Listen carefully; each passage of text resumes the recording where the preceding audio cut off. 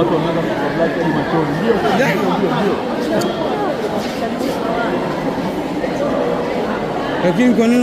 Lakini kwa nini wanafanya hivyo watu waidi? Watu waidi hao. Kamera.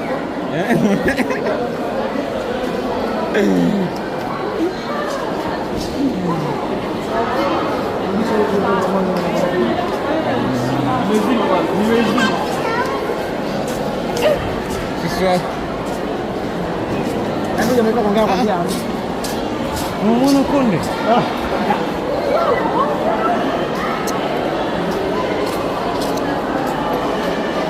Sema aliyejenga mlimani. Nikimwona mjua hapa leo. Aliyejenga mlimani kafanya makosa sana. Yaani ndio mjua ni bibi na yeye ndio pale. Huwezi kumkuta hapo.